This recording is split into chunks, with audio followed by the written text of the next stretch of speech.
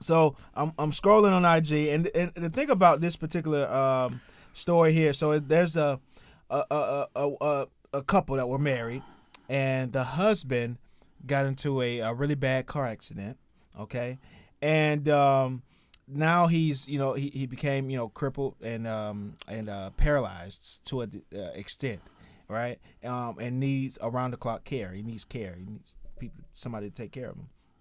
And so the wife remarries. That's the interesting part I didn't catch. I don't know if they divorced. What is she? I don't know. She remarries, and a part of the terms when she's dating this guy at first of course they're just dating, and she's saying like, hey, I don't know, she's saying ex-husband or whatever, and he got into a car accident. If you want to take me, you got to take care of him as well. You know, let me play this video really quick that's here. a tough conversation. It is. I'm gonna play the video really quick. I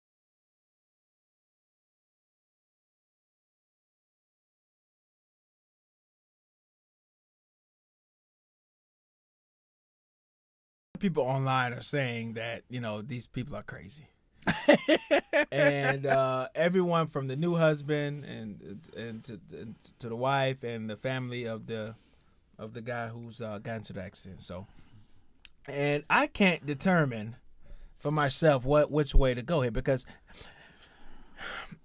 if I'm the new husband, just me personally, I don't think I could do it. Now you had a unique take. I don't know if you want to say it here, but Yeah, I do. oh, go ahead, go ahead. No, okay. I mean, part of the issue, like, part of the issue is sex. Like when you're with somebody, you're with a significant other, and one of your concerns is, oh, somebody else is going to smash them. Yeah. If the paralyzed husband is out of the game, like, there's no threat there, and if her attention and energy and love and compassion is divided between you and him, like, you're kind of in a stable place. Yeah. Like, he does not pose a threat. I hate to say this, but in his condition, he's not much different than a kid or a pet. Like, he does not present like that, the thing of like, hey, I'm going to smash your lady. Like, it's just not a thing.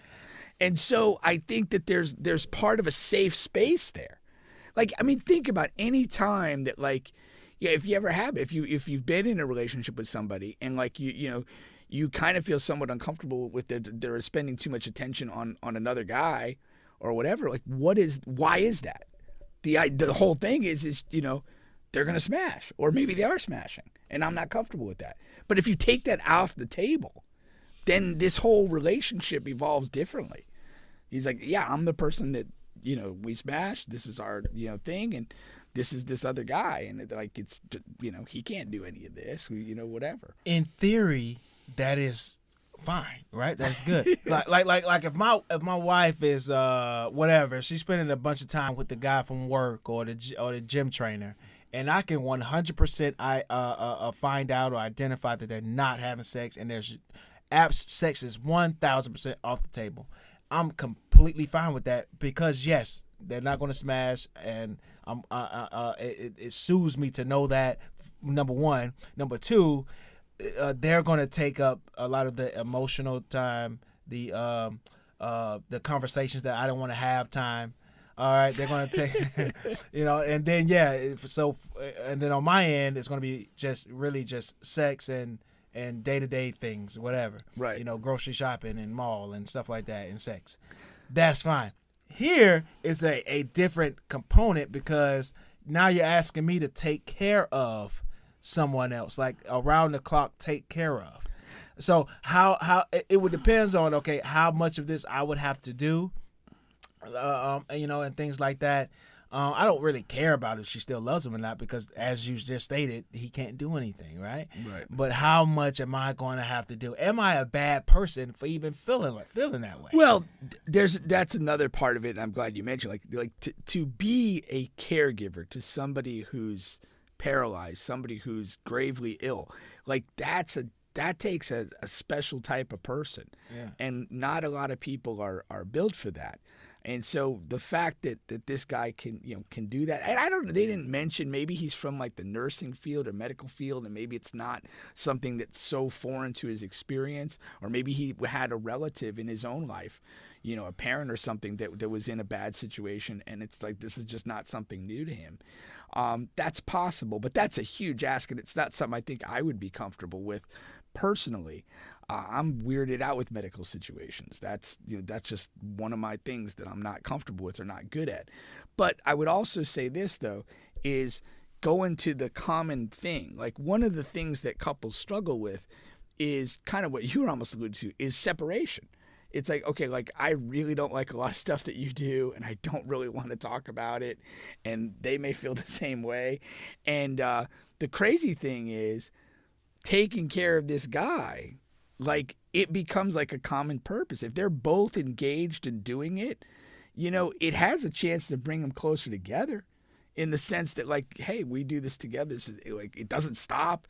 We got to do it morning, noon, and night. Yeah. There's not like we're in a couple place that we're not we're not in a situation where we're not seeing each other or spending time with each other because you're at the gym and you're at the, drink wine and paint crap, those sort of things. And so like, it almost brings you and keeps you in this closer situation. It does. Now, Ebony is saying he actually lives in a home and not with the couple. Okay. That's a big component. But why would she's kind of like telling this story as if he's there all the time. Yeah, it's a little bit because if he lives in a home, the guy shouldn't have to do anything. Yeah, you're not involved in it. Really. She can go on her own time and see him. Like, you know what I mean? Now it's now you start to question what's going on with the story. Why is it a story? Yeah. Because that means that the new husband, the guy, he's going out of his way to just be a part of her life and just whatever. That's whatever. The story is if he's there all the time and he kind of has to put up with it, and eventually, like he just does. Yeah, I mean, when I'm watching the clip, I'm envisioning that this is like an everyday thing. They have to help this guy do whatever he's got to do, bathe him, make sure he's fed and whatever.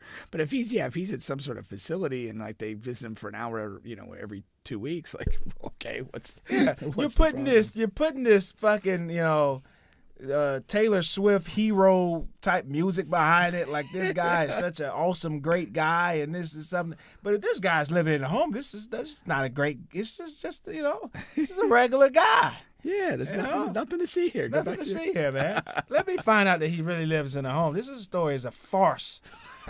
It's a fraud. It's fraudulent. It's fraudulent, man. That's crazy. What did we just say though about all this like stupid content?